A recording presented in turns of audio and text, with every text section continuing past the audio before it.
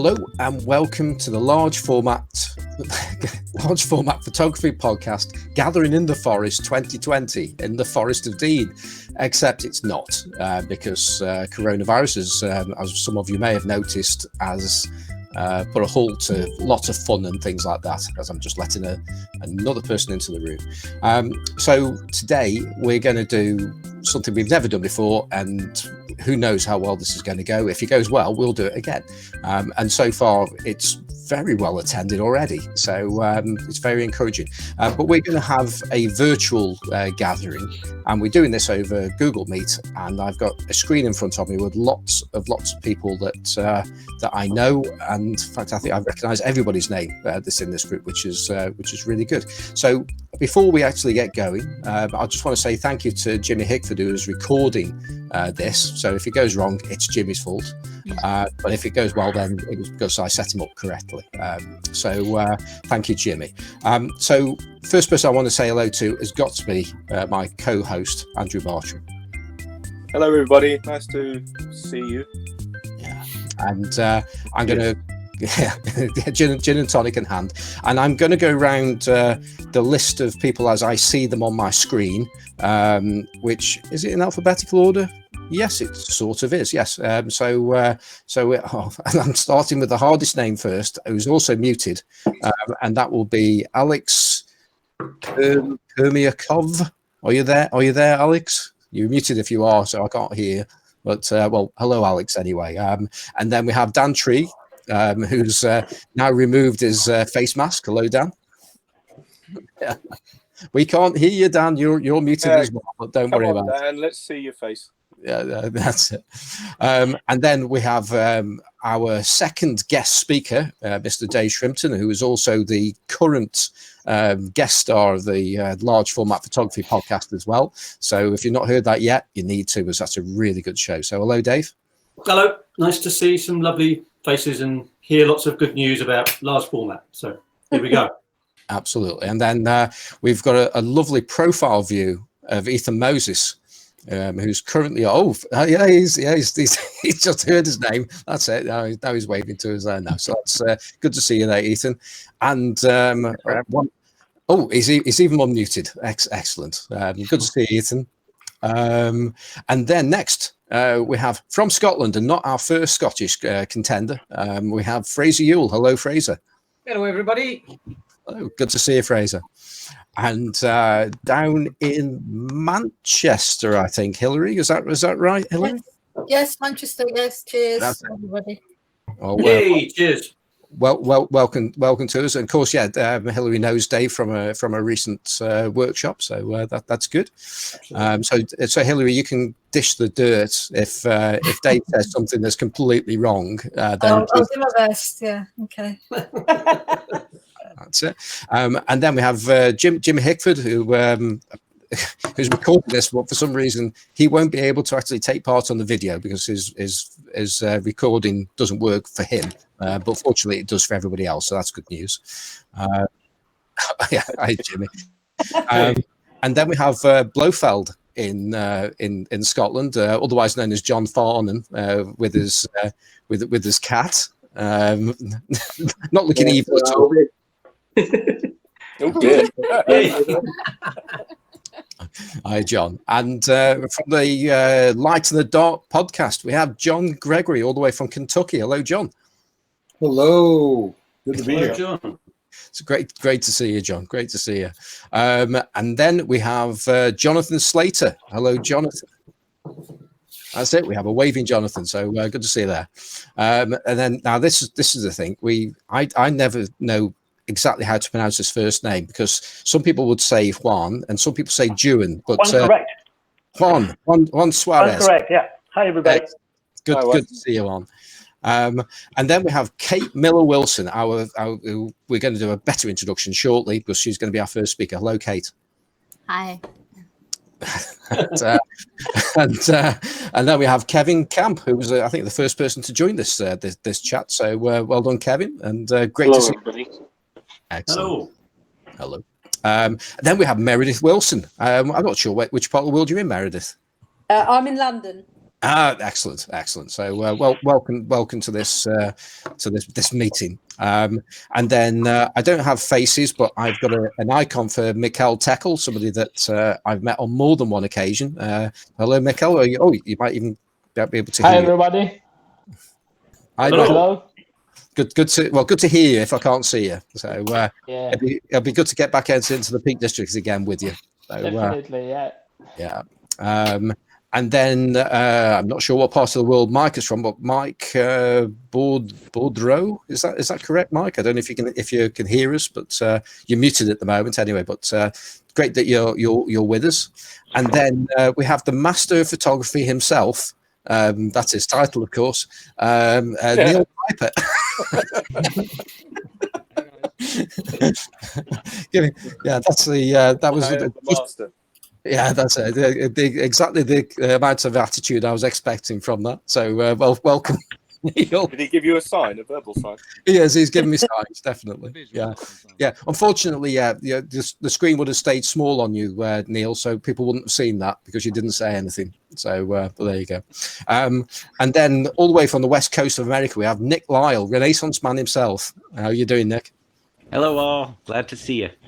It's great to see you and your hat. And I think there's a beard there as well. Is that right? Well, just a bit of one. Yeah, that's it. Well, there needs to be a beard if you're a large format photographer, and you need to wear a hat. So, I mean, you are the real deal. So, right. That's a bit of a problem then. Yeah. You can pretend. You get a pass, on that. And then in Yorkshire we have Stephen Segersby. Hello, Steve. How are you doing? Hello, Simon. How are you? You well? Hello, everyone. Hi, Stephen.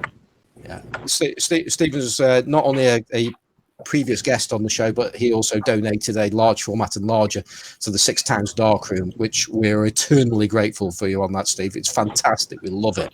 I'm glad it's still getting some use. Oh, it is, and it's encouraging people to buy large format cameras as well.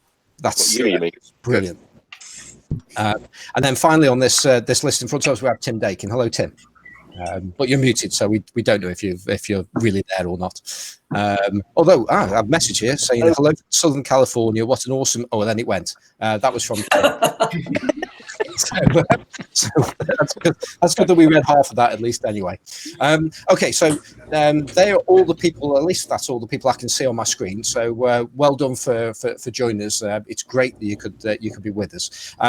Our first speaker is going to be Kate Miller-Wills, and that name should be well known to everybody on this chat, and people are watching on YouTube because Kate was episode 20. We had Kate round off last year with a fascinating podcast, and Kate is a particularly experimental photographer, as is Dave, who will be listening to later as well. As actually, frankly, plenty of people on this. This meet at the moment are very experimental, but very, very recently, Kate has been shocking the world of large format photography, quite literally. So I thought, well, that'd be a good idea if we didn't talk about this with Kate because she hadn't done it at the time when we chatted to her on the podcast. So Kate, if you want to, perhaps you might want to explain what on earth you've been doing. Sure. Can everybody hear me okay? Yep.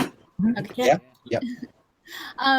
So I saw this photo that had an accidental static spark on it like a couple of years ago. And I had the idea that you could do something that would show sort of the unseen element in a portrait, like like energy of some kind, something like that. So I just started trying it with 4x5 film. I used the Ilford Ortho Plus because I wanted something. I mean, X-ray film would work too, but I wanted something orthochromatic, like use a red light and see what I was doing. And then I used a Wimshurst generator, which I have one here, or I have the one I used. Well, I can show you guys. I don't know if you can see. You guys see it okay? Yep. Yeah. So basically this thing, when you turn the crank, it creates a spark. And And so then I had to use a rubber glove because otherwise I had a few shocks basically. And you just hold it in there and then you just let it shock through the film. And it's really unpredictable what it does, and you destroy a lot of film that way. But it also creates some interesting effects, and I had a good time with it, creating a photo series exploring the idea of creativity and anxiety. And I'll share my screen to maybe, if I can figure it out. Yes. Seconds.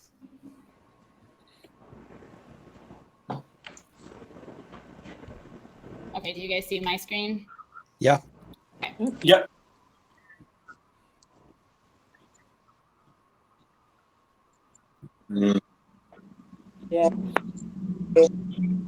Yeah, that's good. Well, I think you've just done that job for me there. Thank you, Jimmy. Okay. So this was the first one I did, and it basically, that was what gave me the idea of using this idea of creativity and anxiety, and how sometimes you can be paralyzed by the idea of, is my photography good enough? Or should I try this thing? And you look at all the things that are out there on Instagram and all the other work people do, and sometimes it's overwhelming and it's hard to be creative yourself. And then at the same time, you can use photography to deal with anxiety, which is something that I have done for a long time, especially large format, right? It's so slow and it's just very mindful. So I wanted to explore that interaction. For this kind of photo, I would just shock it in different places. And I didn't really know what I was going to get. I tried a few different techniques. Sometimes, like this one, I actually intended to be shocked in a different spot, but you have to reverse it, as everybody knows. It's upside down and backwards. And then with a self-portrait, that somehow gets even more confusing. So it made random patterns, which then ended up working with the subject matter in an interesting way. Like these are a few of the ones. Here I did a silhouette where I had a window behind me and did the self-portrait, and then took it into the darkroom and shocked it, trying to just have the shocks be in the darker area. These are the fireballs you can create by letting it shock the film in a specific spot and just holding it there. And it does this, it just destroys the emulsion basically in that area. For this kind, I dragged it in between the contacts, so it created kind of a line. And then my favorite thing to do is to get it wet. So you get the film wet and it's dripping all over the place and it's kind of gross, but that sort of made it hard for the static to get. I don't have a clear understanding of what was going on, but it didn't do big shocks. It did little sparkles, which is just another interesting effect. And let's see, how do I stop screen sharing? Okay.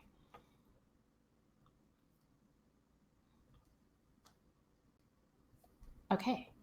Does anybody have any questions? Well, Kate, I think everybody's probably okay. Everybody's on mute at the moment, but I'm pretty sure that there's a certain amount of stunned silence in this. Yeah, no questions. It's amazing work. They're very beautiful, and I'm wondering how many exposures do you make to get a real great one like the ones you showed us? Like, I think I get about 25% are something that I'm happy with. That's actually quite good even without static electricity. You never know with a self-portrait because it's hard to compose it because you can't see what you're doing, and so then there's that, and then there's like, did you keep the focus on yourself, and then you have to shock it. It's tricky, but it's really fun. How did you come up with the idea, Kate? Well, I saw so I don't know if you guys follow Ryan Muirhead. He he's on Instagram. He shoots a lot of 120, but he did this photo of his grandmother a couple of years ago that was shocked accidentally, and it had this lightning bolt like kind of down her face, and I loved it. I mean, he was kind of upset that it had happened, but also thought it was cool, and I felt like I wanted to see what that was a portrait. So you're taking an exposed film into the darkroom and then doing this? Yeah. Would it be possible to do the same thing maybe with a cat and darkroom? A cat? Well, if you rub the cat's fur on the film. Trust Nick. I'll try that with my cat. Thank you. I'm just going to say, Dan, I think your mic is open, and we're getting a bit of interference in the background. I think it's coming from you, Dan.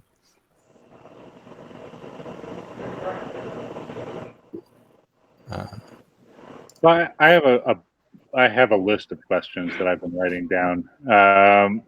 If you guys have patience, I would like to know about a lot of things. I cannot help myself. Do you think that the static electricity is charging the silver salts and thus exciting them enough to get developed? Or do you think it's the light from the discharge and the spark that's causing the silver salts to be excited by the light given off rather than the electricity directly? Well, I don't know, but my guess is that it's the light, because the film gets fogged if you do it for too long. So, I mean, it could be both, but... Have you tried just directly running a current through film without having a spark gap? I did try. Well, I don't know if I did it right. I tried putting like alligator clips on... Mm-hmm.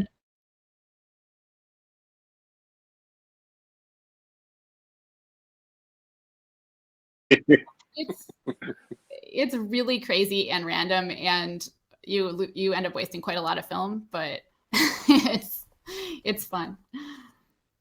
Yeah, it looks amazing. It's very impressive, Kate. Very impressive. Yeah, love it. Thank you. Kate, I was wondering. sorry, go on, Ryan. Go for it. No, you go. Okay, I was wondering how you plan on like the shape this is going to take on the film.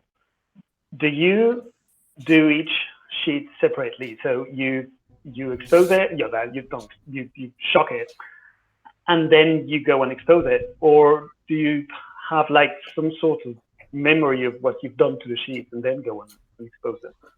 Well, so I expose it, I mean, for the self-portrait, the initial exposure, and then I take a piece of paper sometimes, or a Post-it note, and I just like make a little mark of, and stick it to the film holder, just to show where I'm hoping to shock it. But that takes some kind of abstract thought that I'm not great at, because you have to reverse.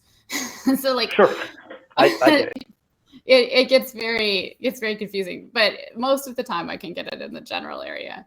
But you can't really control which direction it sort of slides off. It's sure. It's also random, but which is part of its beauty. Yeah, that's what I like. That's its magic, because you're creating little dreams, aren't you? Little magical dreams. They're beautiful. That's what I love about them. If it were too formulaic, it would lose its charm, I think. So yeah.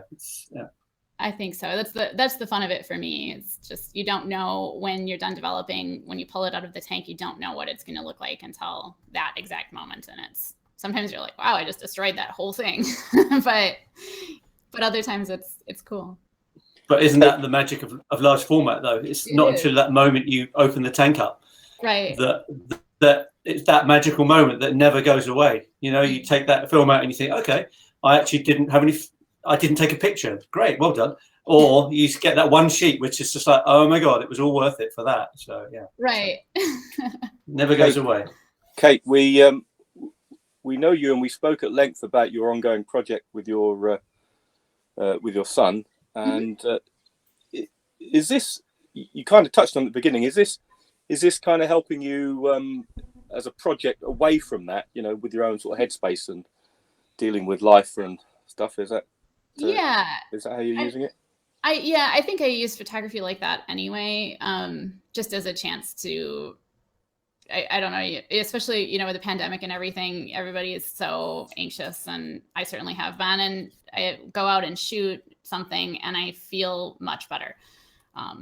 And I think, so this is just sort of an extension of that, but also I did it in the winter where, you know, it's here, I live in Minnesota, and it's like the winter is really long, and large format outside in the winter here is, I mean, people do it, people that are stronger than I am, but I hate to be cold. And so I get really bored shooting in the winter, and it was a great way to sort of be creative during that time.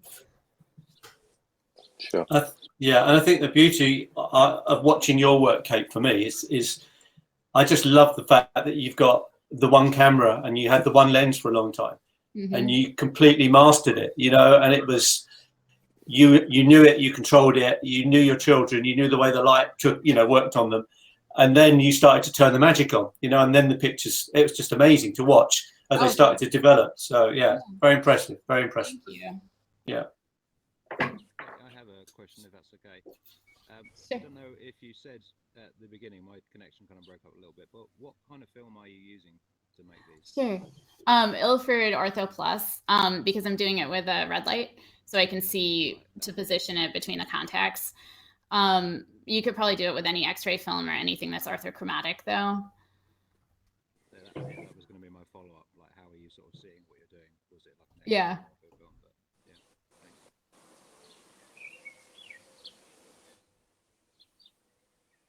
But, yeah.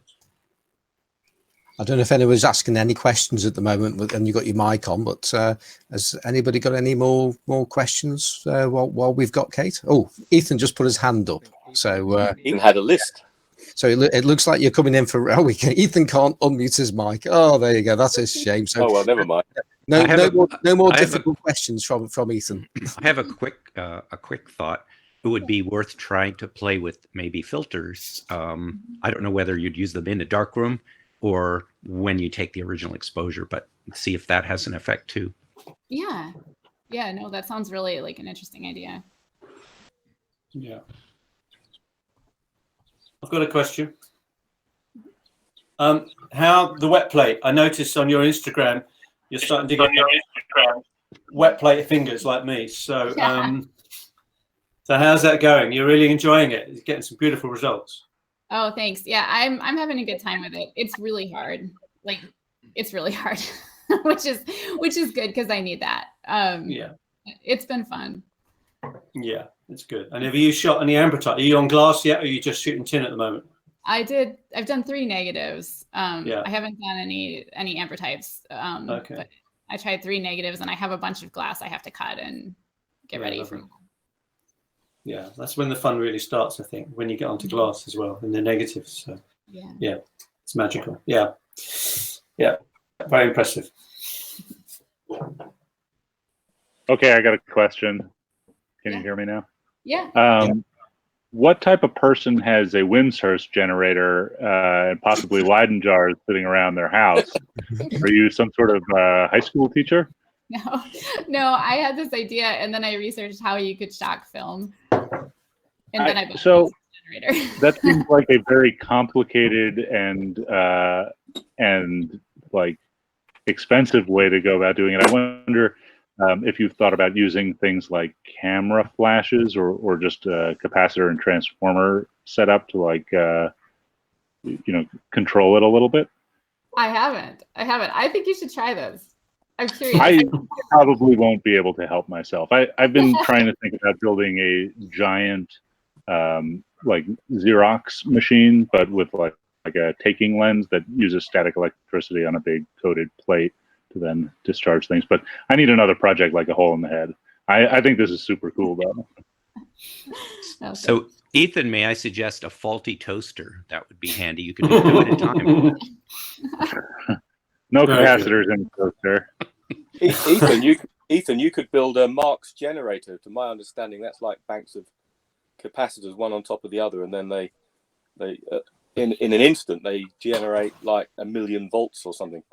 I'm not sure what that would do to the. Yeah, I mean, I have like, so sitting on the floor over here, I have like 20,000 watt seconds of speedotron packs, right? Like, I don't think that's appropriate for this sort of technique. I think like control is probably like a Instamatic flash capacitor is way more than you would need compared to like a Wimshurst generator. But I don't know. I feel like this is the very beginnings of digital photography. You know, it goes backwards, but it's sort of the same idea. That's not what you guys want to hear about, though. No, I've never thought of it that way, though, about it being the beginnings of digital. That's interesting. I'm kind of worried that you're going to blow yourself to pieces trying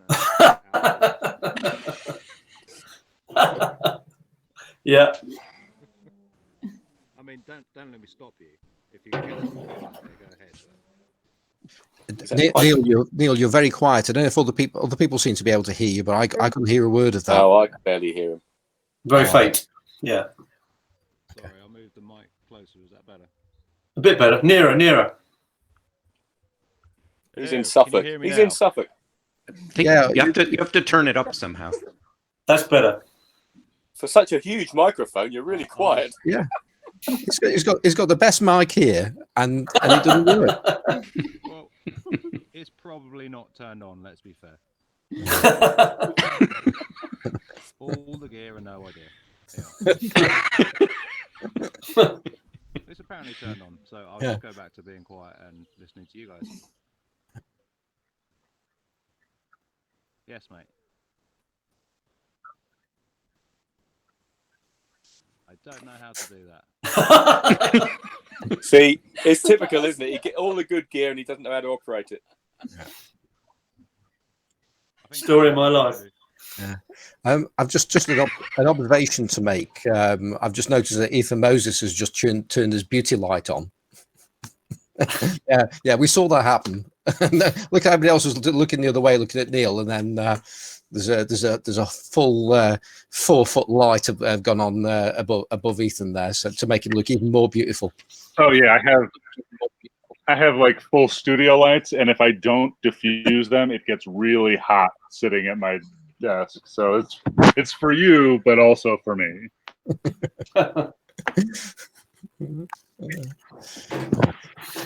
Okay.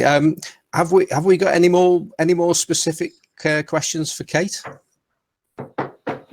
I tell you what, I'd say, Kate, that combination with your aero is spectacular. So thank you for sharing that with me. It's given me a whole new lines of thought, and you've sent me off in another direction now. So thank you for that, and thank you for being so honest and open with what you share. So thank you. That's just a thank you, anyway. Of course, Yeah, thanks. Yeah. Simon, can I just ask Kate? Can I just ask about Kate in terms of reproduction? Are you scanning these and printing them, or are they printable from a negative? Or Well, I don't really do darkroom printing, so I don't know if they're printable. I would be surprised. They get really fogged. So you have to really amp up the contrast to get what you want out of them. right, yeah. Thank you. Mm-hmm. Well, I've got an observation just and it was pretty much towards the end of your presentation there, Kate, and which was, it was pretty jaw dropping for all of us looking at that, and you just ended it in a way that these are my photos. Hope you like them, and they're absolutely fantastic. They're amazing. So don't ever, you're hearing it from lots of people anyway, but it really is the case. So I mean, you're doing remarkable work, And as it's already been said, thank you very, very much for sharing what your techniques, what you've done. We know that this method is going to appear on photographs from some of these people sitting around here. I can see Dave nodding his head. He's on eBay trying to find one of these machines right now. Yeah, so thank you very, very much for being with us tonight, or today as it is for you. So thank you, Kate. Oh, thanks for asking me. And I'm glad I get to join in the gathering. I never would have been able to go from over here, so it's pretty fun. Yeah. Thanks, absolutely. Kate. Right. Yeah, brilliant. I did think of one more question before you go. What have you tried just shocking the film without an underlying image? I haven't. That was not. It didn't call to me to do that. But I have seen that. I have seen some people have done that, or like experimental, just static on film. It seems like that might be a way to get around the fogging in the darkroom if you overlaid two negatives with sure. Possibly, I don't know. Yeah. Can I just ask, can you hear me any clearer now? Yes. That's yeah. All right, wonderful. Then I work that out. I'll go back to muting myself. Oh, I thought you had a question. Actually, sorry, Kate, I had my one question. I'm good. It would be amazing, Kate, to see a series of your shots. I don't know, like 4 shots you've taken, and then you group all 4 sheets of film together and then shock them in one go. So the shock travels through all 4 films. And then you've then got this synergy of the shock running through with the different images. So, and it would presumably dissipate or change from the outside as it goes in, or something. I don't know. Could be interesting. So that sounds really cool. Yeah, I'll wait. I'll be on Instagram tomorrow morning. First thing. You should do it. I might do it. I wonder about this because it seems like if running current through a wire touching the film will create a line, then electricity should pass through, although there's got to be some insulation on the non-emulsion side of the negative. But I would assume that primarily it's the spark jumping that creates light that's exposing it, in which case I would be skeptical that further layers down than the first would exhibit this. But I am extremely curious. It would be really interesting, and possibly if you got it wet. Yes. I don't know what will happen then, but that might. Not sure. Yeah, that would create the current through it. Yeah, I know nothing about this stuff, but it sounds interesting. So. Oh, and if anybody does this, you have to pull development because it just needs it, and increase agitation. Oh, really? Okay. Thank you. Sounds very cool. Right now, Kate, are you going to be able to stay with us? Because I know that you might or might not be time pressured. I don't know. Right, I can stay, and I might have to go with kids needing things, but yeah. Okay, well you can always wave to us anyway. Yeah, sure, and I'm excited to hear Dave's. Okay, well I think this officially marks the halfway point. Sort of, at least anyway. So I'm just wondering if anybody might want to take a little break, and then we can come back and we can listen to Dave. How does that sound? Or do we all want to just crack on? It's put your hand up if you want to go to the toilet as well. I'm saying. Yeah, I'm good for toilets. There's Fraser wants to fill his beer, so that's a good enough reason. So let's give it a couple of minutes, and then we'll carry on. So you can charge your beers. Good man.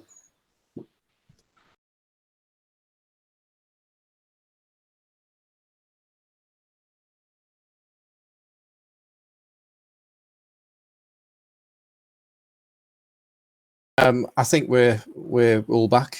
Jeremy's not quite comfortable yet, but I'm sure he will be shortly.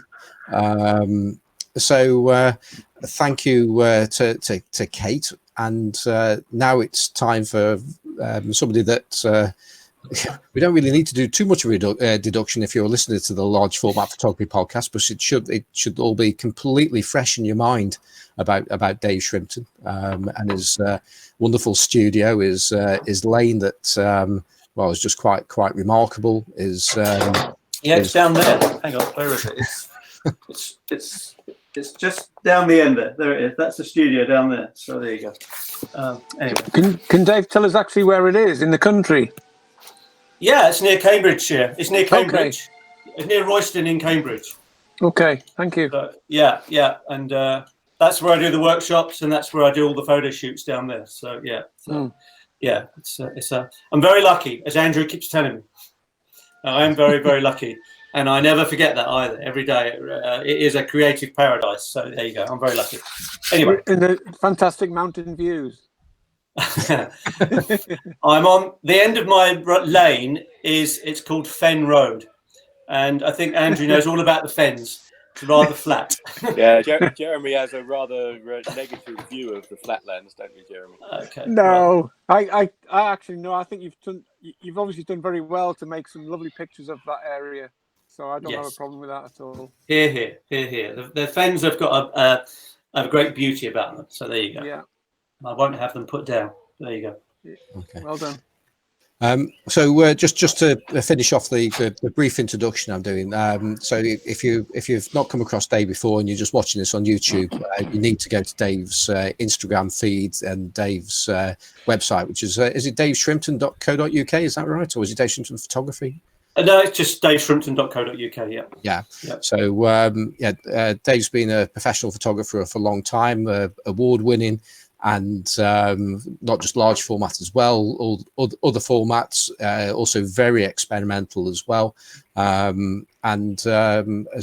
well as we've seen in our Facebook group very recently, he's showcased some quite remarkable photography. So, Dave, it's only a couple of weeks, well, it's not even a couple of weeks since we last spoke, and it's great to be speaking to you again. We've not really talked too much, as in you me, about what it is you're going to be talking to us about tonight. So hopefully it's actually about photography. So I'm going to hand over to Dave. So it's all yours. Yeah. Okay. Thank you very much. And just to say, it really is a great honour to be talking to so many fantastic photographers that I admire all the time. And I do sometimes think I'm a bit of a fraud, really. You know, I look at the technical know-how that some of you have, and I'm amazed. You know, I know so little. You know, and you just make your own way in this thing. So I haven't prepared anything magical like Kate, but I thought I'd just talk about how I take pictures and why I take pictures. And what sprung to mind when I was thinking was, it was basically, I think the thing is, I'm always searching for light, and light is the main part of everything I do. And I don't know about you guys, but I see the whole world as a photograph. I spend my whole time walking around looking at everything as an angle. A supermarket, I look at a reflection in a window. I can't help it. Maybe I'm a bit mad. I don't know. I look at the reflection in water, etc., etc., etc. And it just, yeah, and that's what I find the most fascinating. And that's why I find often the getting to actually taking a picture can be quite some time. I've had a vision, or not a vision, that sounds a bit twatty, but I've had this idea in my head of a photograph I want to take. And I walk around, I see this, and I look for a location, and I see something. And then you suddenly think, yeah, that would work. And it's a bit like the lane stuff. The lane, I'm very lucky because it's right by the studio. It's literally just there. The light was perfect. And then things start to come together, don't they? Because originally I got my Speed Graphic, my first one. I didn't even know how to use it. But at the moment, I've got this vision I'm looking for. I'm looking for a tree for late afternoon light. You know, when you've got a tree that's stopping the sunlight coming in, but it's lighting up all the bushes and the long grass underneath. And I've got this idea of doing a Mad Hatter's tea party there, which is why I did the test shots the other day. So I thought I'd just go on to a couple of things as to why I take the pictures and what I use to take the pictures. Because sometimes, you know, I look at Kate's work and I look at it and I think, God, I wish I was like Kate, in as much as I've got one camera and one lens, and I absolutely nail it and master it, you know, like so many great photographers did and have. Whereas I get excited by cameras, as you all know, and I buy this and I buy that lens, and I've put one into the other, or I end up with a hacksaw in the workshop cutting off the back of a ball lens and shoving it into a super reflex. But some of the results work quite nicely. But I thought I've got a few examples here, so if I can show them, see if they work. So and I thought I'd just run through them if anyone wants to talk about them. So this is a shot I took. So this is the first large format camera I ever bought. So that was a 1942 Speed Graphic. And this is when I talk about light and searching for light. So this is my favorite location. I've done some pictures on the Pinhole recently at, where is it? The Natural History Museum. And I did the dinosaur thing in the distance on the Pinhole. But this big building here is called the Cocoon. And I was wandering around, which is what I was saying in the podcast the other day. I wandered around London with 6 sheets of film, 3 dark slides and a camera and a tripod for the whole day, and that's it. And so each one is very special. But this is one of the first ever pictures I took, and it's still one of my favorite pictures ever, because the way the light has come through these windows and it's going across this curved surface. So that's taken with my first ever camera that I'd only just worked out how to put a dark slide in or a film holder into it. So, you know, I've moved on to lots of other fancy, you know, cameras now, but that one there stands out to me. I've got that in my bedroom. That's one shot that I've always loved and always kept. So I have to keep reminding myself that not to get too carried away with the technology, you know, and the potentials of what you can do. So that was that. As I say, if I go on a bit, just shut me up or whatever. So then I moved on to an even simpler camera, which is the Crown Graphic. You know, a lot of us have got Crown Graphics. So this is the shot I did on the Crown Graphic. Oh, I don't know if you can see it. There you go. So, and it's a matter of being inspired. So it's actually that way around. It should be that way around. There you go. So, so what this is I don't look at a lot of other photographers, but this was Man Ray, and I absolutely adore Man Ray's work. And he had a picture, if you look at it, it's untitled, or in fact, it's just called The Girl with the Long Hair.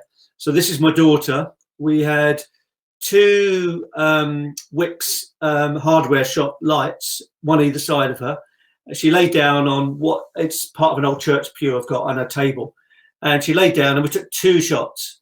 And from start to finish, because she won't stay still for very long, and that was 5 years ago now, that whole shoot was 15 minutes. And I've always loved that picture, and I've used it, I've reproduced it on glass, in print, etc., etc. So that's probably my simplest camera I've got, my Crown Graphic, which is at the moment broken. So if any of you geniuses out there understand how I can fix the 2 little rails when the track retracts back in, they've broken. So I'm trying to mend that at the moment, so in my workshop. So I moved on to that. And then, of course, all hell broke loose, as Kate knows, when you finally get, actually, I'll go to this one first. So this is the Crown Graphic as well. I spoke about this shot the other day. This is where I spent ages and ages waiting for this bus to turn up. But it's a matter of where some people are looking in one direction, I'm searching for the light in another. So the camera is just set up against this window. So there's St. Paul's over here, and there's an office window here, and all the photographers were down here photographing. And I came back here, and then you get this beautiful double image. And of course, I waited and I waited for this bus to come, and it kept going the wrong way. I waited 10 minutes. I only had 1 sheet of film left. I winged it because all my exposures are worked out on an iPhone, and I was on 10th of a second, I think. And so literally as the bus came through, I took the shot. And this is the bit I said to Kate, you know, when you pull the tank apart and you pull out the film, and I won't say what I said when this one came out, but it's like, yeah, that worked. Because the light had just turned to red, the bus was blurred, and the bus is going through the red light, and everything else is pin sharp, so I'd stop the lens right down. So, you know, I love that shot. I really, really love that shot, and really pleased with it. And that's me wandering around London just with 6 sheets of film for a whole day, which is probably my happiest space I can be in. I go to the V&A Museum. If anyone gets a chance to go to the Victoria and Albert Museum in London, the new photographic wing is sensational. And you can see all of Fox Talbot's original cameras. And you can also see Margaret Cameron, who is my all-time favourite photographer. I'm always trying to get somewhere near Margaret Cameron. And there's the picture she took of the girl that Alice in Wonderland was based on, and it's just to die for. It was an ambrotype, or it was taken on glass. Paper, no, it's a paper negative. It's absolutely beautiful. But anyway, I go on. So you then go on Instagram and you start looking around, and you start seeing, and I haven't even got the right term for it. Is it bokeh or whatever it is, where the way the light dances? And you look at it and you think, you know, I want to do something like that. I want to do something like that. And then you see this name, this Aeroectar. It's like, okay, Aeroectar, and you buy one. And then you find it won't fit into the camera because it won't go through the front. And if you're really smart, like Simon, you file off the lens. But I didn't. I took a bicycle chain remover and I clamped it and opened it up so I could slide this thing in. And then you take your first shots. And then you start to think, oh, okay, this is kind of working. I'm liking this. So that's the first shot I took with that. So so that's just got this beautiful 2.8 depth of field and that dreaminess, and then etc. etc. I posted one up the other night of my daughter Erin with like a hijab across her head looking out, and then suddenly I start to think, okay, this is kind of starting to get creative now. So then I get more and more inspired, etc. etc. And then it moved on to what I mentioned in the podcast is I started to move on to the lane shots. So the lane shots started to happen when I started doing Jeff at 20th Century Camera. I bought a Boule lens, a lovely red lens, and I had a Super D, and I hacksawed the back of it off, and I shoved it in and I glued it in, and I got some lovely pictures and I loved it. And then Jeff came up with this fabulous camera that I bought from him, and it's actually got some tilt on it as well. So I've got a Boule lens in a super reflex SLR, and then I'm starting to get these shots in the lane then. So we mentioned how planning a shoot can sometimes be more pleasurable than doing the shoot. So I planned this shoot for ages. This is Camille, a French model I work with quite a lot. So there's the lane. So we've got all the way down, we've got 200 meters of cable running down here. And behind her, we've got a 600-watt spotlight, which is giving her the catch lights around here. And then I've got a smoke machine over here in the field, which was just blowing through. So we've got this thing. And that's the pleasure of it. You kind of build the picture up. You think about the picture. She turns up. I put the kimono on. Being a great model, she kind of knows what I want her to do. I usually, with every photo shoot, I have a mood board that she has before she gets to the shoot. So I say, this is kind of where I'm going, etc., etc. And then you nail it. And then that magic, when it comes out of the dev, it's like, bang, there you go. So anyway, I've probably seen that one before. And then this is Gabby, the other model. So then I never used the Super Reflex in the studio. So, but I started to use the Super Reflex in the studio now.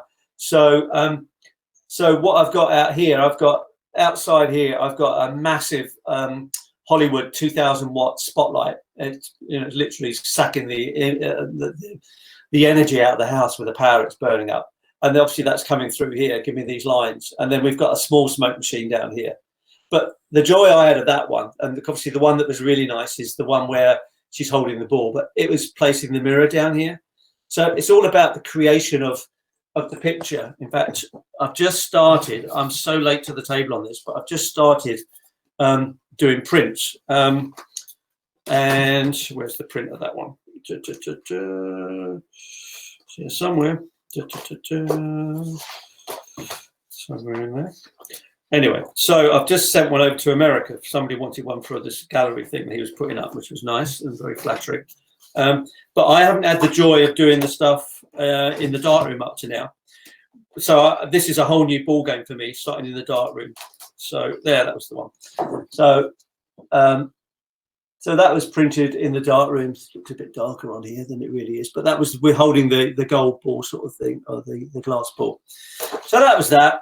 And then, of course, you move on to the next thing, don't you? So I've just tried using 1955 expired Ektachrome, which was interesting. But then I bought a pack of 10 sheets of colour film, which I'd never shot with before. And I didn't realise how easy it was. So Kodak Ektar.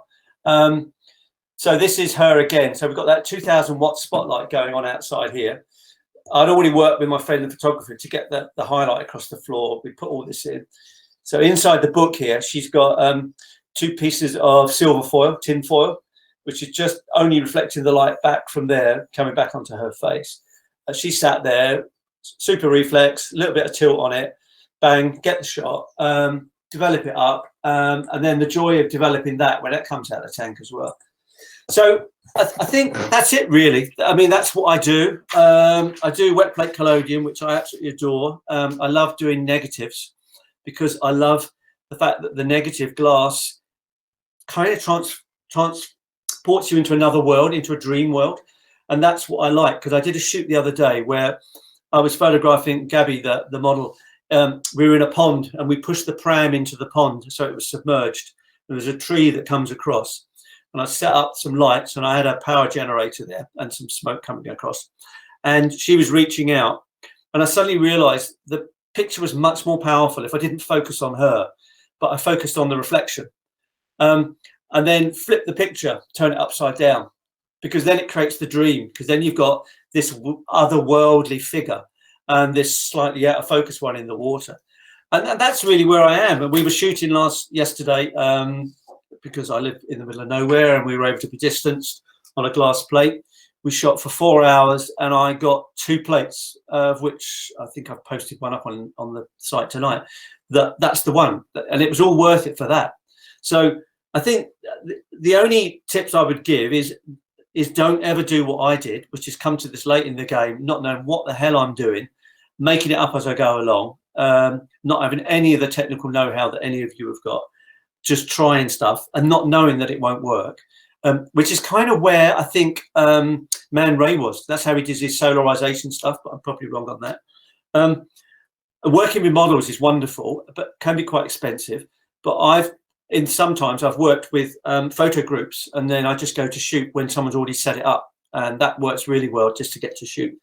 And that's kind of it. That's what I do. I'm on this weird, I don't know where I'm going. I'm never going to make any money out of it, really, because large format is just a passion for me. And I don't do exhibitions anymore. I don't enter anything into competitions. I don't do exhibitions online. I don't do any of that. I just want to do photography. So that's what I do.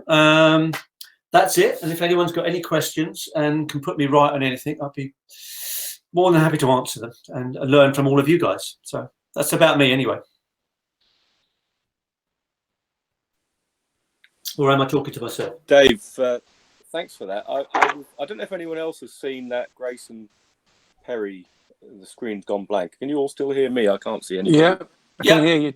Yeah, so Grayson Perry's been doing this art club thing on TV, and I think I certainly know Meredith has been watching it, and he's been getting people to send in pictures, and a couple of weeks ago it was views outside your window, and there was a delightful lady, probably got the picture of the week, and she'd only started painting during lockdown, and she said, and she'd pictured this scene outside with a couple of dump garbage containers for our American friends, big bins on wheels with some writing on, and the perspective was all kind of crazy, but it worked. It was a really good picture, but it just broke all the rules. And she said, I'm just doing this for the love of it, and I don't know what I'm doing. And he said, it's keeping that magic from when you're first finding your way into something. The trouble is then you almost become overpowered by too much knowledge as well. Then, So I think if you can hold on to that, you clearly don't need any more technical knowledge than you've got, because, blimey, the work you're doing is outstanding, and so hold on to that. That exuberance and that love of it, Dave, because it works really well.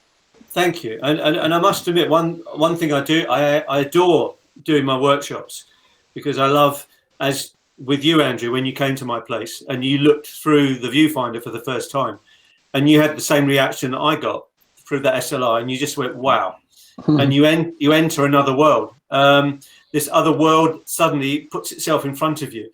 And I don't know how to describe it. It's something even more special about looking through an SLR with a turret on it, because it's almost like watching a little television. It's and it's just so magical. And then you can watch that little bit of tilt on it. I mean, you guys know all about I can't even say the name of it, the Schlumbluggen theory, whatever it is. Steve Segersby will explain it to you. Thank God for that. Someone needs to, but front tier shift, rear shift, I've got it all, but and I put far too much in sometimes, but some of it works and some of it doesn't, and I think that's the joy of it though, isn't it? We all come to large format photography from our own perspective.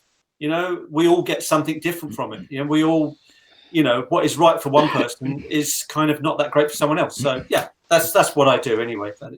It's my little passion. So if anyone finds it interesting, that's great. Jeremy had at least one question I saw pop up. Jeremy, did you want to ask Dave that question about? Yeah. Is Bull lens project? It's a projector lens, I think. Big old. Yeah. Projector. My question was, can I say as well?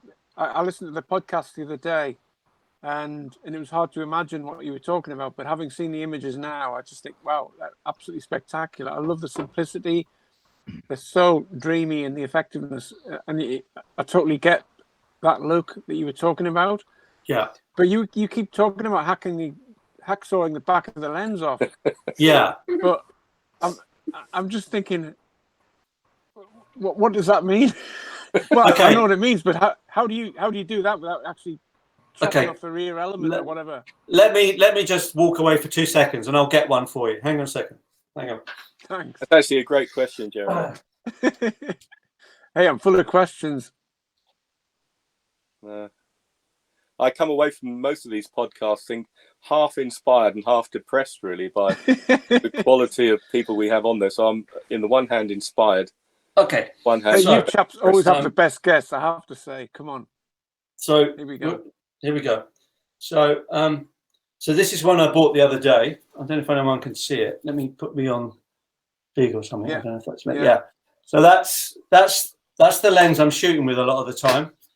So so it's a Bull projector lens. There's all the information around the outside, back to front.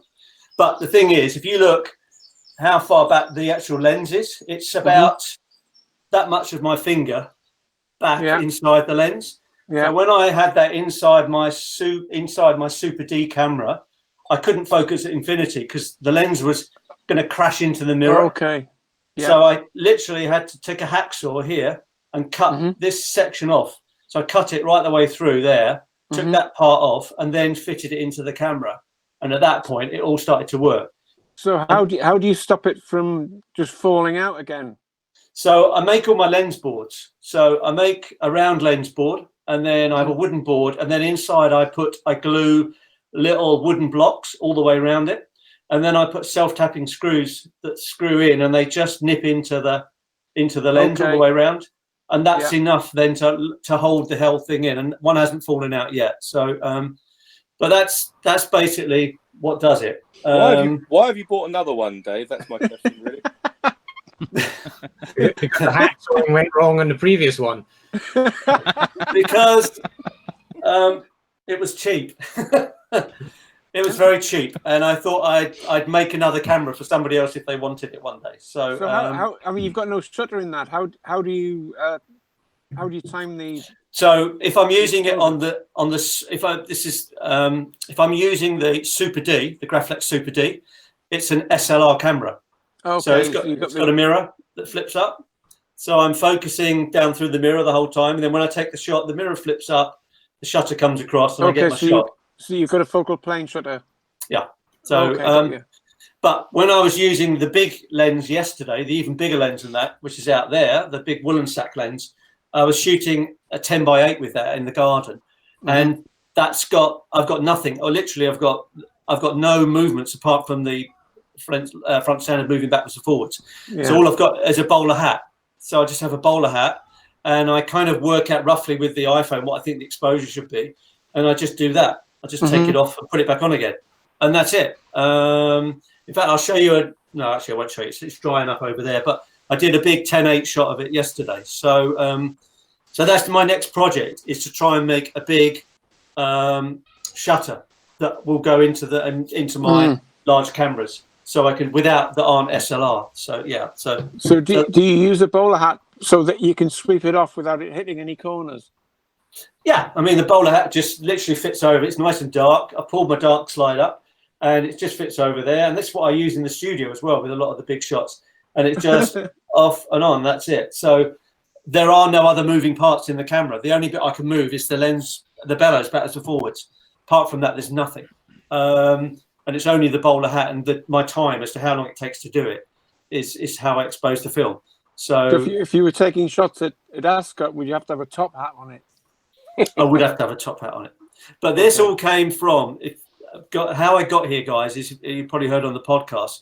It came from Dave Burnett, who shot the 2012 Olympics with a Graflex. Yeah, with an aero and a cambo back on it, and that's what got me inspired. So and I think there was a video online a while ago, and there was some professor talking about he had a camera, a new Nikon camera, and it had something like 3,000 moving parts in it, and then he got something like this camera out, and it's kind of with no moving parts at all apart from the bellows moving. And he said to the students, he said, "So which is the more creative camera?" And everyone kind of said, it's that one, because it's down to you as the photographer, isn't it? Because that's the thing with digital, you just point the thing and it will take a perfect picture, or theoretically. I mean, sometimes when I do shoots now, if I'm shooting digital, I just take the iPhone. I don't even bother with the Nikon anymore because I can't be bothered. So, but yeah, that's kind of where I am. So as I say, I'm blundering my way through, but it's fun, and that's what it keeps me very happy. So thank you. That's brilliant. Yeah. Hey, Dave. Dave, where have you any idea what that projector lens was from? I mean, obviously a projector, but do you know any history about what's going on with that?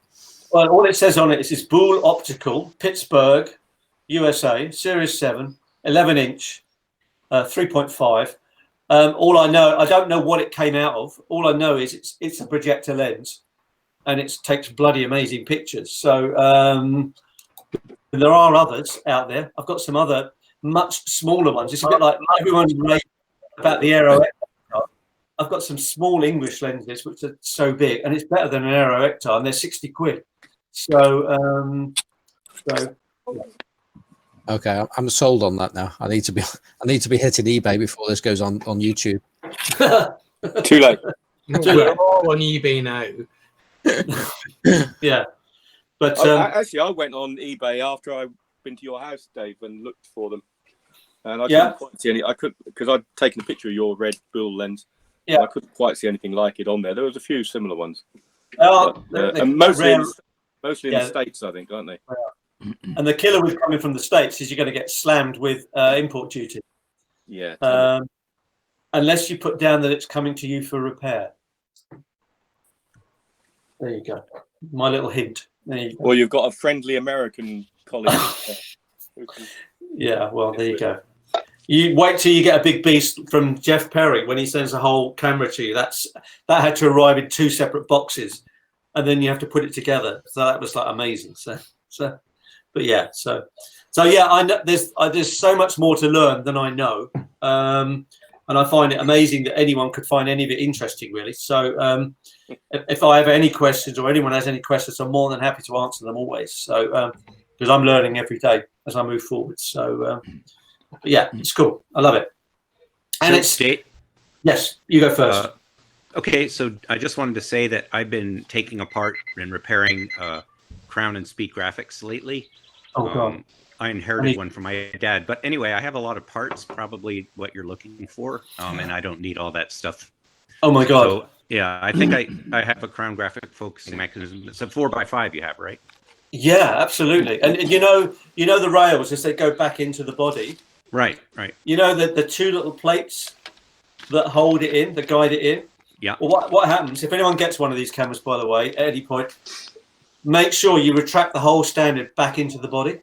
If you don't, what happens is people shut the door up and it just rips out the grooves, and that's obviously what's happened on mine. Yeah, and I've got 2, of which one is for sale, and if I can repair that part. So, but yeah. I probably have the parts and can send them to you. We'll get together later. Yeah. Yeah, email me. And the other thing is, if anyone in this country wants, you don't have to come and do a workshop. If anyone wants to come and see what I've got, please just get in contact and come over. Because I've made loads and loads of mistakes with cameras and lenses and everything. And if anyone can learn from my mistakes, you know, and you know, for instance, if you get an MPP, it's better than a speed graphic because it's more, you know, it's built like a brick shithouse basically, you know, and it will take the weight of these massive lenses. You know, but there's not many out there, but there's some auction sites that do them. But the main problem is the roller shutter on the back. But there you go. Yeah.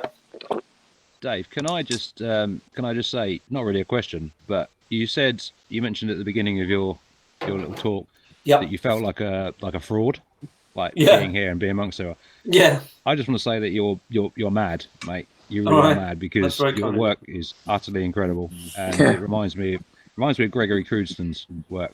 Well, that's really, very really kind of you. I do feel a fraud because I look at other people's work and I listen to what you're all doing, etc., and your technical know-how, you know, and I think, you know, I don't even start to understand, you know, I know Andrew puts his shadow here and his highlight there and he's metered somewhere here, and I just think there's me with my bloody iPhone, you know, and I wave it around and I think, that will do. That says it all though. That says it all though, doesn't it, really? Yeah, but what I'm saying is, go on.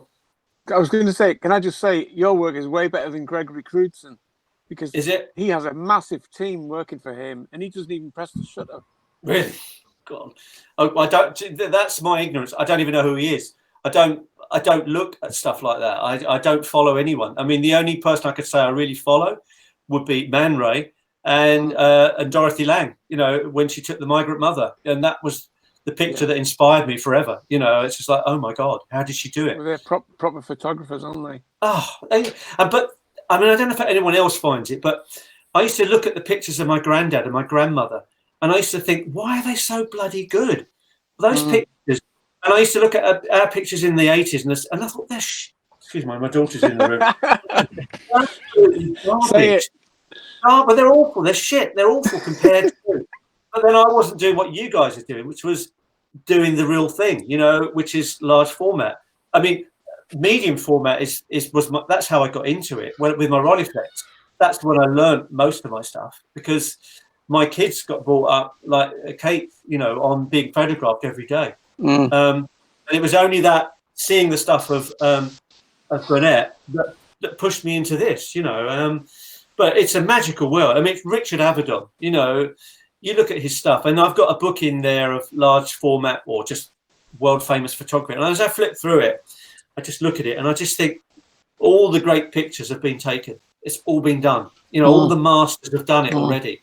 We're just pale sort of imitations of what they've already done, because, you know, Man Ray in his darkroom with the wrong chemicals, to see what would happen, you know, and he gets his solarization, and it's like, you know, geniuses, absolutely geniuses. So, but isn't it an amazing form of art, though? You know, and I think that's what we are. We create art, because yesterday I went. I mean, the model came over and she got in the pond for me and fell over, and we took one shot, and I've posted it up just now, which was on glass with a bowler hat over the end of a piece of glass I found in a skip. So in a skip, a rubbish dump thing, I found a frame, a 10/8 frame, pulled the glass out, and it's 10/8.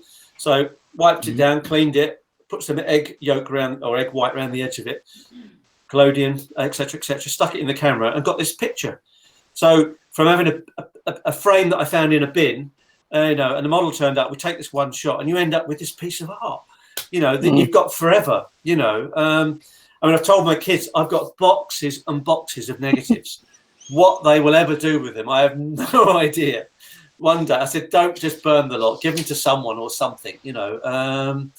But yeah, it's just a magical process, isn't it? And I'm just so lucky I found it. And I'm also, I mean, Hillary introduced me to this group, and it's by far, by leagues, the best group out there. I'm not interested in any. So many of these groups are full of idiots that just want to tell you how useless you are or what you've done wrong, or I think you'll find that is a so and so, and it's like, I'm not interested. You know, it's kind of it's what comes out of the tank at the end, you know, and it doesn't matter if it was an old broken lens that I found somewhere, you know. And the fact that everyone seems to be happy to share stuff and inspire and not slag you off the whole time. So so more power to you two guys, Simon and Andrew. It's a brilliant, and it's probably the only reason I'm still on Facebook, to be honest. So so yeah, that's me anyway. We've got another group where we Andrew and I slag everybody else off. We just Can I join that group as well? Yeah, okay. I just want to, seeing I'm highlighting at the moment, I just want to, it's heavy, bring this up. I'll just make my screen full size, so just make sure you can see what's going on here. But yay! Micropress. Beautiful.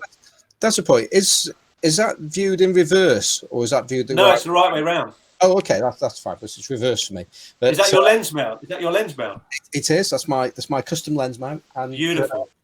It's I don't know if you can see this, but new bellows. Well, that's something else. But you can't really, it doesn't really get picked up. But that says MPP on there. Yay! So my latest piece of artwork in beautiful. But actually, I'll just pop this off. That's a lovely wide base length on that rangefinder. Yeah. Oh, yeah, definitely. Yeah. But if you can see that. They are beautiful cameras. They are really lovely cameras. Yeah. But this is that Tear 33 300 millimeter. 300 millimeter f5, but that we weighed recently, which it lost, unfortunately. It did. It was like 800 grams or something, wasn't it? Yeah. And just to go back a little bit, when we were talking about breaking lenses and fitting things into cameras and stuff, what we're this is for Jeremy's benefit as much as anything, and that's this bit here. Oh, where are we? Oh, there. That's the front standard. Yeah. See, and look at those red bellows. Didn't even know they were there until Thank you for that. And yeah, and now then, an Aero Hector, which just happens to be this lens here. This is my spare one. My other one's been adjusted. Now the thing is, this particular one, it's got a really long extension there because it will not fit through the hole. And I'm just going to see if I can remove this. That's it, pressure fitted. And all it is the diameter of the rear of the lens here is fractionally wider than the opening from standard. And you've got two choices. You can butcher your camera, as Dave did, with a bicycle chain remover or something or other. Yeah. But frankly, there is no, so as I'm aware, there is no way of doing this without damaging something. But my repairman decided that the best way to do this was to the four corners. Four corners of a circle. Yeah, right.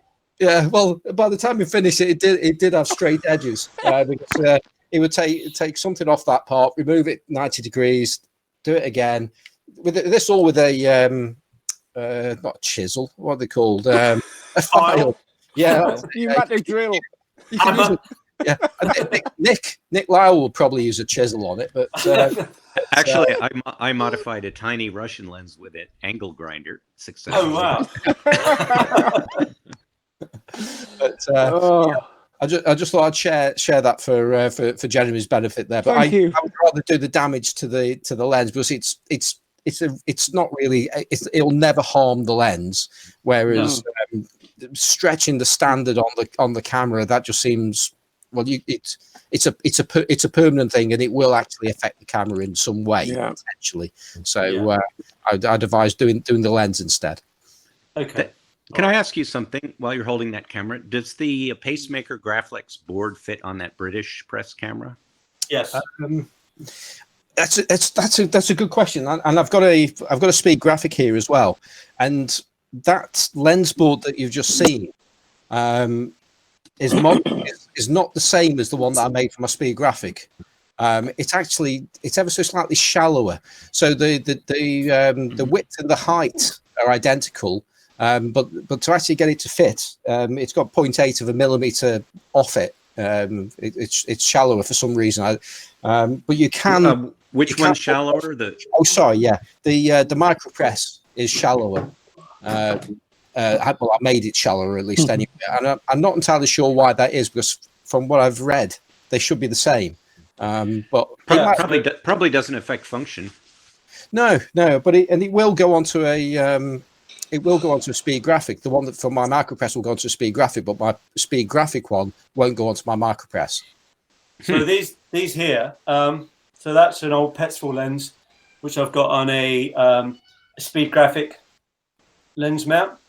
So that's that one there, which I nailed onto this board yesterday, and the Aero Hector. All of those will go from the speed graphic and onto the MPP using the same board. So I go from camera to camera. So it does work. It works well. So yeah. And I think all you need to do, Simon, is use some little washers to space the sliding tab farther out to accommodate if you wanted to, switch to using a lens that's on a Graflex board. You just need the tabs to be farther out, right? Yeah. Yeah. I mean, at the end of the day, I'm quite happy making up lens boards specific for it, because it's easy enough to do that. The issue that I had with the tear, the 300mm, is the fact that the bellows extension is just not enough. I mean, you can get infinity with it, but you can't really get it close focus, because I think they comfortably go up to about 270mm.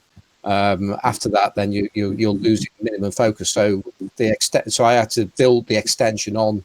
I mean, I could have made it shorter with the 300mm, but I actually, in the end, I made it longer so I could actually get to a point where it's going to be at a distance I could be able to take a portrait with it. Yeah, absolutely. Dave, can I ask a question about your motivation? Because I can't help thinking everything that I've seen, there's an awful lot of theatre in your work, and I love it. And Cruiston, the comment about Cruiston, I think is really appropriate in terms of that theatre, the surreality of the images that you make. And you've also mentioned Geiger, Brothers Key. There's obviously something there behind all of this. I wonder if you could just talk about that a little and just explain why is it that it drives you. I think that the technical aspects are really interesting, and that's obviously your approach to it, but I think that behind it there's that theatre that sits behind it. Yeah, well, thank you. That's very kind of you. Yeah, I mean, I come from a creative background. I used to own a creative design company, so that is what inspires me. My son's a photographer out in Bali. I mean, he uses digital and he does a lot of video stuff. But I was talking to him the other day, and I said I kind of want to get darker, and I want to go darker, and I want to create images that make people think. Do you know what I mean? That you don't quite know what you're looking at the beginning, and that's just what inspires me. So I've got some thoughts. I've got a few photographs in my head at the moment that I don't know how I'm going to do them, but they're in there. I know what I want to take the picture of, and I spoke to Hillary, and if she wants to get involved and help me create it, it's a long-term project to make this image. It's like last weekend we started with this weird sort of, with my daughter, doing the Alice in Wonderland thing with mannequins and things like that.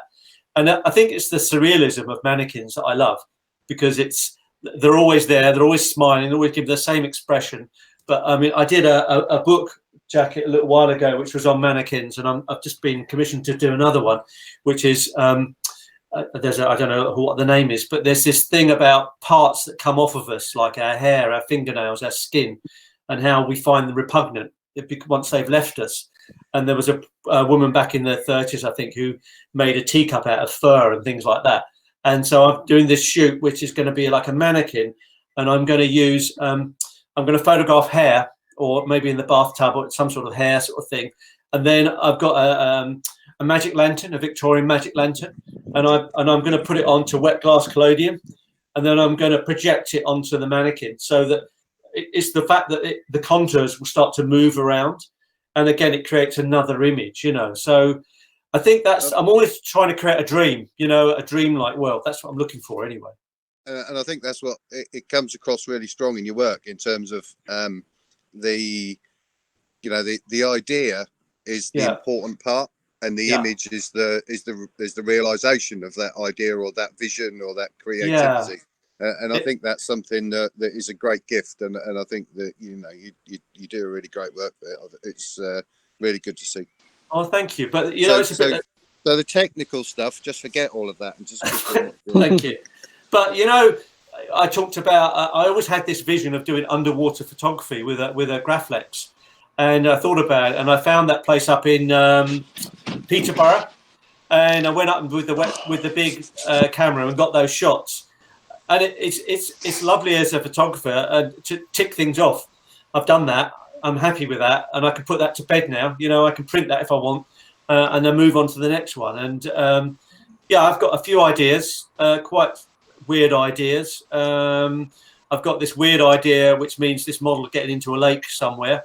I don't know if anyone saw it, but there was an amazing TV series called Taboo in England, and in it there was this crazy woman bursting out of the water, and that's this image I've got, and she's almost done like a Native American but with black eyes, and I want to create that picture with a smoke machine and floodlights across the lake, but they're not, say, floodlights, they're just it's got an old generator that I blew up the other day that I've got to mend. Sometimes it works, sometimes it doesn't, and I think probably the picture I like the most is the picture that Simon's put on the website for the talk we had, which was Camille falling backwards, because she falls backwards and it started to rain, and you can see 4 drops of rain coming across. And for me, that was the perfect end to that picture. She fell backwards. I focused as she fell. 4 drops of rain came into focus. My job's done. That's it. Job. Move on to the next one then. So So if anyone finds it interesting, that's great. So I think it's great storytelling. Love it. Sorry to interrupt. I think that's probably what Neil was saying when he was comparing your work to Gregory Crewdson, because he's got that kind of that vision of something he wants to capture, which is obviously what you're doing. Well, that's very kind of you. I'll have to Google that and find and read up on him now. No, don't worry about it, because your stuff's way better than his. Basically, what he does is he creates something that looks like a film set. Where they're shooting a movie film. Yeah. And then he gets all the things in all the elements in there, and he just shoots one picture. Right. So a bit like what you're doing, but with probably $1 million, whatever it is, budget. Well, I don't have any budgets at all. So I think that's what Neil was saying, which I agree completely with. Yeah, absolutely. Just to follow up on that, I was just sorry, excuse me. Crewdson, although I do honestly prefer your work to his, Dave.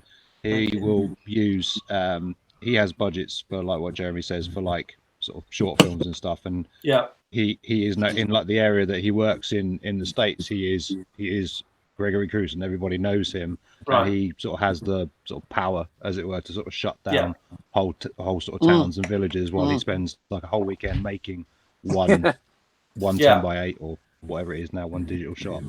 But I do prefer your work to his. But that's so kind of you. Do you know what I like though? I who doesn't want fame and all that? Well, actually, I don't want fame at all. But I quite like the fact that it's just me taking a picture that I want to share with people that I kind of like, and it doesn't go any further than that. You know what I mean? That's the end of it. So, would you say your photography it's for you? Rather? Yes. Yeah, definitely. That's what comes across. Yeah. 100%. It's for me. If I'm happy with it, that's the end of the picture. And very often, I guess is what it should be for a creative site. It should be for you. Yeah, absolutely. And if no one else likes it, that's fine. If I'm happy with it, and it created the picture I wanted, then I've done what I wanted to do. So it's great. So yes. Can I ask another question? Sorry.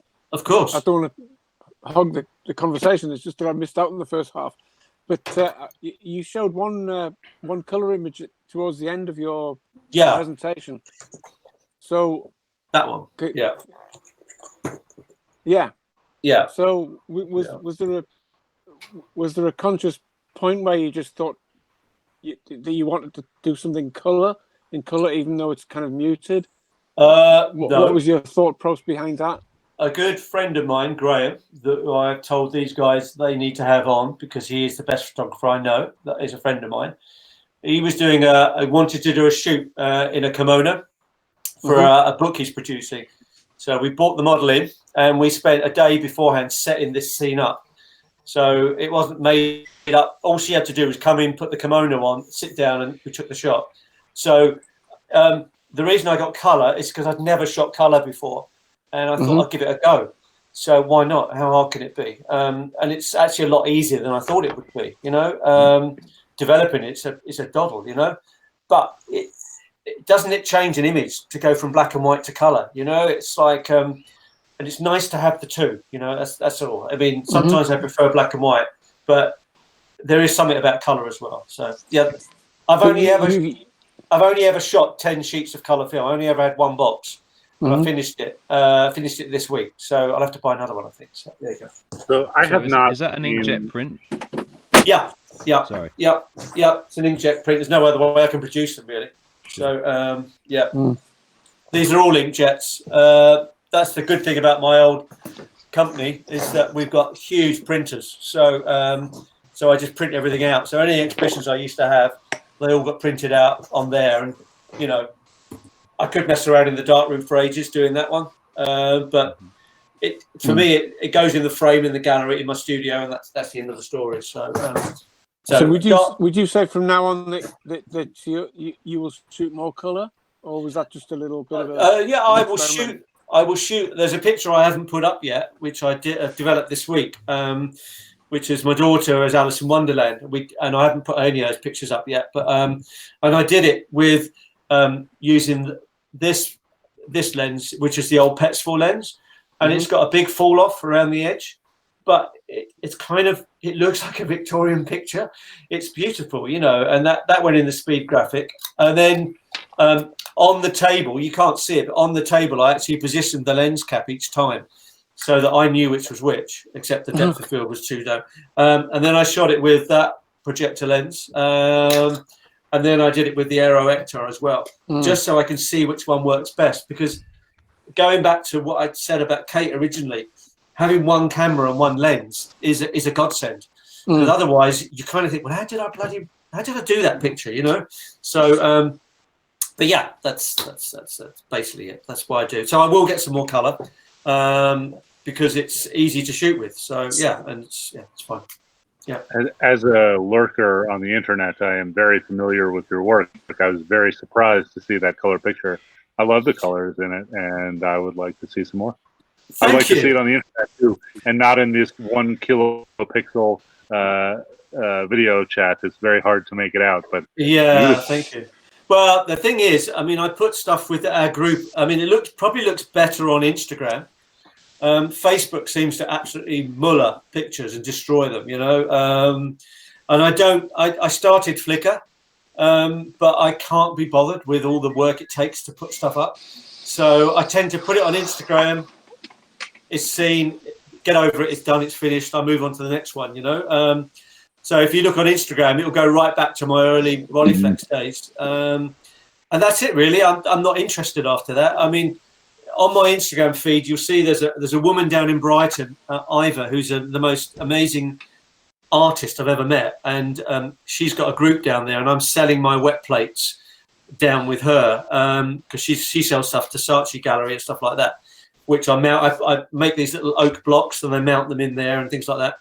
That's the only stuff I sell, you know, and I've never sold anything. It just sits there. It's too expensive for anyone to buy. And I just get on with my next thing. So, yeah, that's it, really. So do it for the love of it. I'm really intrigued by your idea of projecting images onto a mannequin. Yeah. It reminded me that many, many years ago, I had a figure drawing teacher who decided to change things up by projecting a slideshow onto a beautiful woman, naked nude model. Yep. And it went really well for quite a while until all of a sudden a male nude was projected on her and she became very upset. And said, get that off me, get that off me. Oh dear. Oh my god! Oh my god! Oh god! Yeah. Well, I'll see if I can find it. Of course, the other thing is you can't show much of stuff, can you? You know, I mean, it all gets censored all the time. So, so yeah. But if I can find it somewhere, I will find it. Just flash us. Yeah, okay. Well, I don't even know how to do that, do I? You know me. So there you go. Crown graphic. It'll be in there somewhere. And the other thing, the other beauty of it is the mistakes, isn't it? You know, when you do the mistakes, it's like I was wandering around Derbyshire with a mannequin head in my rucksack, and I found a bathtub, an old bathtub, and I don't know if anyone could see that, but put my camera on. You probably can't see that. So where's the camera? There you go. So I found this bathtub in the middle of a field. I stuck the mannequin head in it. I did that shot, which was kind of cool. But yeah, where's it gone? There's one shot, and it's not going to come out any good on here at all. I know it's not. Okay, there you go. That's it. So that's mullered it, isn't it? Absolutely destroyed it. But that's projected. So you can see there's two faces there. There's the face of the woman, and then there's the mannequin, and that's the two are projected on top of each other. And it's, I mean, I spent one night in there with a Crown graphic, simplest camera I've got. I've got a mannequin, and I photographed it once, and I did 8 exposures on one sheet of film. So it had a head, and then in the dark, I turned the head round, and then I shone a torch on the face, and then I took another shot. And I turned the face again, I took another shot, turned it and took another shot. And then I drew on the back of the camera where the face was. And then I set up another mannequin and took a second image over the other side. It took me a whole night, but yeah, it's great. It came out really well. So, you know, and it's just having something in your head, isn't it, that you want to try and get over, really. So, and at the end of the day, like I say, if I'm happy with it, that's the end of the picture. So, you know, and if anyone else is, then that's great. So. Can I ask you something else? Of course you can, as much as you want. Far away. Because obviously a lot of the stuff you've been talking about is black and white negative and then color negative. Yeah. Have you thought about perhaps producing something with positive color film, with backlighting or whatever? I don't know, something like I'd love to. I'd love to. There's loads of technical stuff, like I've told you all before, that I don't understand. I don't even understand the difference between E6 and everything else, you know. I developed a load of 1954 expired colour film the other day and developed it in C41 because that's all I had, and was amazed to find an image on there, you know. So there's so much I need to know, and if anyone, you know, at the group out there can tell me more about it, then please do, because, you know, I'd love to go with colour. I'd love to do, God, I would love to have been around when large Polaroids were around, you know. FP100C. I mean, that's the only time I got into FP100C. I bought one pack and then they stopped making it. And that stuff is absolutely beautiful, you know. I mean, I've been messing around a lot with Instax, which is a lot of fun. I enjoy that. That's good fun. But I've just put a post on, I think I put it onto the group now. Jeff, 20th Century, he kind of supplies me with stuff. I come up with ideas. He's just made me a 5.4 holder, which is brilliant. It basically opens up and I can put a wet plate collodion back in it, or I can take that out and put an Instax back in it, or take that out and put a dry 5.4 plate in it. And I've got one plate holder for everything. So that's a game changer for me. So messing around with Instax is good. The next thing I want to try and do is lots of multi-exposures on wet plate collodion. So I have 3 models set up, and then a mannequin and a darkroom shot, and then pick the camera up quickly and run to the next location. It's pre-focused, and then take the shots. So, but that's just another weird idea that might reveal some good stuff, or it might be rubbish. I don't know. So, yeah. Then I think I was talking to my friend today, and we've just managed to source some trophy metal, which are 50 inches by 28 inches of trophy metal. So that's what you can peel off and do wet plate tin types on. So I've got a 12-inch Aero Hectar in the barn that I was trying to make a van camera out of. So we can stick them in the van and just back the van up and down to get it in focus. And then just put a huge 50-inch sheet in the back of it and do this massive collodion. just one-off print, and that'll be it. So that's it. That's it. But it's what inspires us all every day, isn't it? What can we create? Because the beauty of all this analog stuff is that it's up to us, isn't it? Nothing's controlled by people who set up algorithms like they do with digital cameras. The new algorithm does this. And I went to a Nikon thing, a training course once, and a guy showed me this picture, an award-winning photographer, and he showed me this picture of a Scottish beach. And I looked at the original, and it was like, that's shit. It's just this black and brown blob. And I just thought, that is awful. Anyway, so he then showed me in Lightroom or whatever it was. I've got all these settings I can use because I've got all this data in there I can pull out.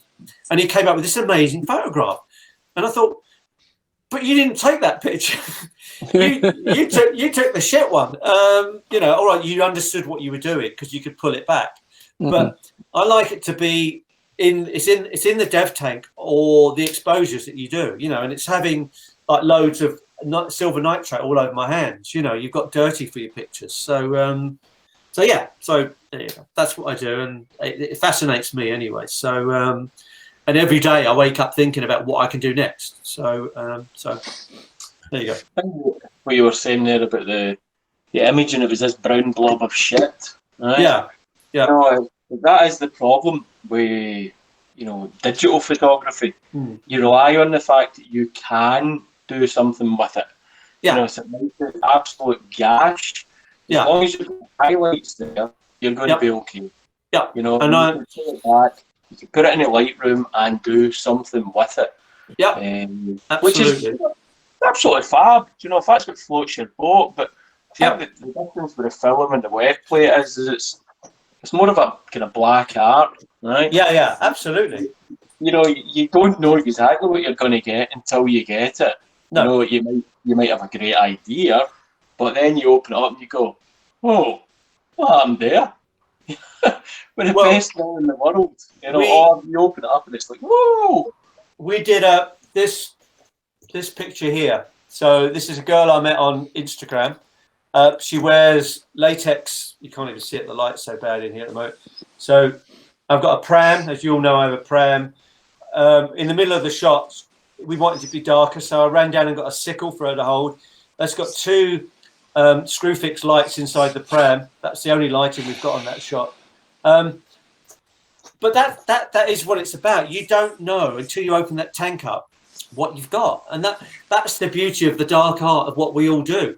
One of us will look at it for our shadow to be there. I'll think, well, I actually don't know where it is. It's somewhere in there, wherever it happened, and that what we create is I think what we all create is art. We create art, and that's what inspires me every day, because I want to create art. And if no one else likes it, it doesn't matter. If no one else buys it, I don't care. And if I die, and the only thing I've said to the kids is make sure all the cameras don't go to a junk shop. Make sure you contact Simon or Andrew and and find out if someone else can use them. And that's what my daughter is sitting with me now. She's 11, and she wants to learn photography. So the greatest thing for me would be for me to teach her large format.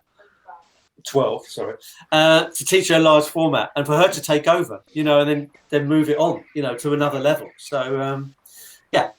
Sorry. Anyway, I'm waffling. Sorry, no, you're not waffling at all, Dave. Can I ask you a question about lighting? Yes. Far away. Because obviously there was I think it was the colour photograph you showed where you said you kind of glued tinfoil into the book. Yeah. To get better reflections and things like that. Yeah. And then you're talking about using battery-powered lights. Yep. Shoving them into prams and whatever it is. So, how do you work it all out beforehand? I mean, or do you just wait to see what happens and think, well, that worked or that didn't work? Yeah. Well, I mean, no. I mean, the shot of Camille with the sunlight coming across the floor. We'd set that up the night before, or we'd set the scene up of where we wanted her to be, and then the following morning we set up the spotlight and then where to position it to get it to go across the floor. The tin foil just came at the last second. It was like her face is in shadow, and I ran down. I had one piece left on the roll. We whacked it in, and it bounced the light back into her face.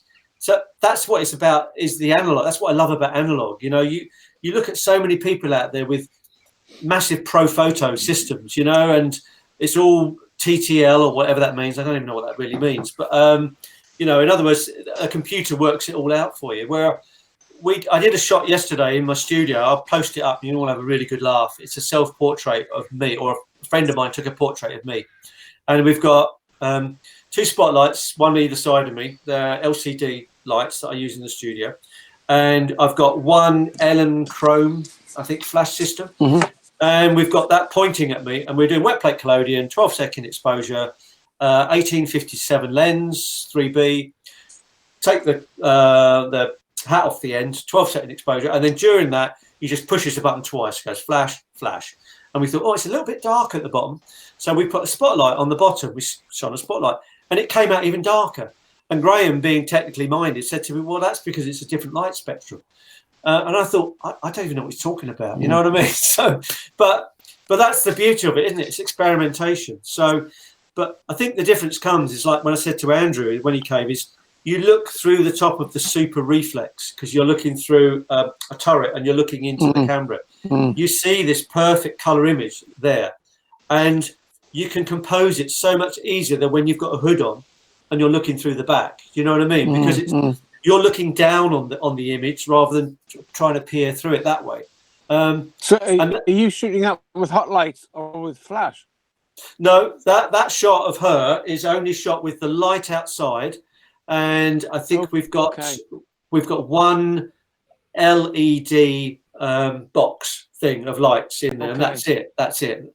All the light came from the light reflecting off of that big spotlight. Yeah. So you could see what you were actually going to get.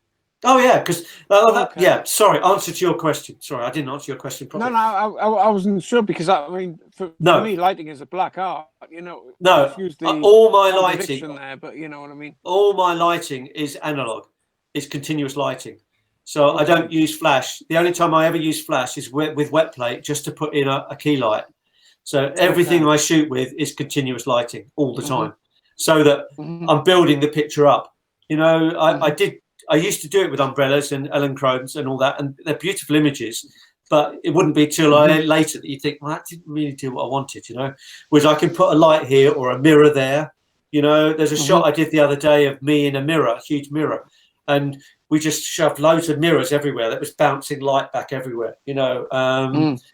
But in other words, the moment I turn the light on, and then the whole of my village suddenly dims a little bit. The moment I put the lights on, I can see the finished image. There's no waiting to the end. So yeah, so I'd highly recommend working that way. And then we did a whole shoot yesterday in the garden in bright sunlight, and it didn't really work. It's too much light, and we should have been back in the studio, which is more controlled. But I got the one shot that I've just put up of Gabby laying on the bridge with the bowler hat thing. So that works. So yeah. But at the end of the day, if I get one good shot out of the day, I'm more than happy with that. So especially if it's the image that you've kind of thought of in your head, and then you capture it and you think, right, done that, move on, next one. Yeah. So, I think on that note, I'm conscious now that we're not sitting around a campfire. No, it's getting bloody cold, isn't it? Yeah. There are no marshmallows. We're too out of sync to sing songs together and things like that. So I think we need to start wrap it up to an end. And as I discussed with Andrew before doing this show, I'm going to hand over to Andrew now to close things down. So over to the Fenland and Mr. Andrew Bartram. Well, that was a bit sneaky, wasn't it? Really, to be honest. And Kate, are you still here? I am, and I just want to say also that I think Dave's work is fantastic, and I love his experimentation. Oh, thank you, Kate. That means a lot. That means a lot. Thank you. Well, please accept this virtual bunch of flowers or bottle of wine, Kate. Here you are. And Dave, same to you for being. Thank you. For being beautiful. Thank you. Love it. And maybe we can do this next year, although. you know, it's going to be in the UK, and some of you lovely folks won't be there. So maybe we just do this, because it's been a lot of fun. And Simon, thanks for coming up with the idea and putting it together. Because what I like about working with you is that you just get on and do it all, and kind of turn up, which is great. Well done. Which is great. So thank you, Dave, for being a great sport. Thank you, Kate, for showing those lovely photographs, and everybody who's still hanging in there, who is Dan and Ethan and Fraser and Hillary, Jeremy, Juan, John, Mike, Neil, Nick, Stephen, and Tim. Thank you very much, and keep shooting some cool film photos. Oh no, we don't. I say, just for the benefit of those people that haven't a clue who we are, Andrew, that are watching this purely on YouTube. Why don't you finish it off? Because you're much more professional than me. Well, we'll double act it as we normally do. Yes, this is something we've never done before, but it came about as a result of the large format photography podcast and an event that we were going to have tonight as we speak. Which didn't happen, unfortunately. So we have this Google Meet, and I'm really pleased about how it's gone. Everybody's been really well behaved, and we've had two great speakers. And I'm knocked out by this to the point where, you know, I think waiting till next year to do it in reality is going to be too long. I'd like to do something like this again. Not sure when that is, because it's not one of those things that it can be done too often, because it can outstay its welcome. So I think we should perhaps do this like on a quarterly basis or something like that, maybe. But yeah, so we do a podcast called the Large Format Photography Podcast. It goes out roughly every 2 weeks. Dave is our latest star guest. And, we haven't actually worked out who we've got next week yet. We think we might know, but we're not entirely sure, and we're not going to tell. So that's more or less it. If anybody wants to listen to the show, you can just type in Large Format Photography Podcast, and you can find us just about any Google, and then whatever your favourite podcatcher is. And we have an email address, because we read people's emails out. So Andrew, what's our email address? Yeah, right, bugger, right. I think it's got the word "the" in front. Has it got the word "the" in front? Yeah, you're doing well. The Large Format Photography Podcast at gmail.com. That's it. Well done. Actually, top job there. And I just want to thank Jimmy Hickford again, who has recorded this and who's done an amazing job. He's going to make us all look great, and he's going to make us all sound great, and he's going to spend hours and hours and hours learning how to do video editing, because he hasn't got a clue at the moment. And having tried to do something like this last week and giving up twice on it, I wish you a whole lot of luck, Jimmy. Really appreciate what you're about to try and do for us. And all these people are watching you now, and we all want to see it go out on YouTube. So go get it there. No pressure. Yeah. No need to edit. It was all good. Yeah. And it's also been entertaining watching John Farnan as well, because at one point I think he fell asleep on the sofa. Yes, you, John, as you're looking in there. But he's been doing dishes and been doing a great job, John. Yeah, I've been doing my dishes as well. Yeah, I know. So thanks for keeping us entertained there, and it's been fascinating watching somebody that works for the health service and smoking away in Yorkshire. Setting a very bad example there, and it's just been absolutely wonderful. Just to see people's faces, see reactions, see the faces of people that we know of. And it's just been a fun night. So thank you again to Kate and to Dave. And that's it. So we will get some time. And thank you for watching for however long this has been going on. So goodbye. Bye. Bye.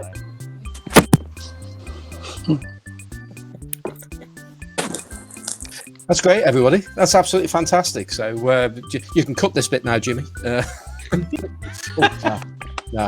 was great fun. Absolutely great fun. I don't know when the next one's going to be, but we've got to do this again. Maybe something in the autumn, fall for our American viewers there. 3,000 miles from Grand. Sorry, did we not end this call? We just ended this YouTube recording. Technically it's being recorded, but this is the outtake section now. Okay, cool. All right, I left, and then I heard you guys talking, so I came back. Yeah. No, you can. We all talk crap now. With the exception of Dave, who's obviously been shooting regularly, has anyone actually been able to get out shooting at all? Yes. Yeah, we're allowed to get out down here in England, Fraser.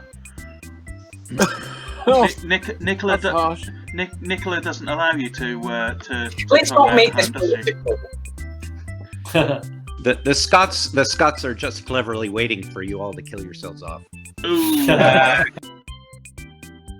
Looks like it's getting dark in Wales. I can see the cigarette glow lighting your face up, Neil. Wales.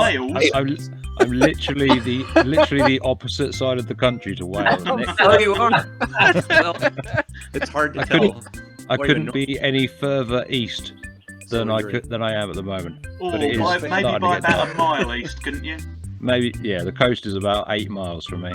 So where are you then? I'm in Suffolk, which is sure. Sort of in East Anglia, the little bit that sticks out the bottom. Well, I don't know why I thought you were in Wales. No. I had my honeymoon in Wales, but you didn't know that. So Simon, can I use that as an outtake? You can use it. You're the editor. I can't do anything.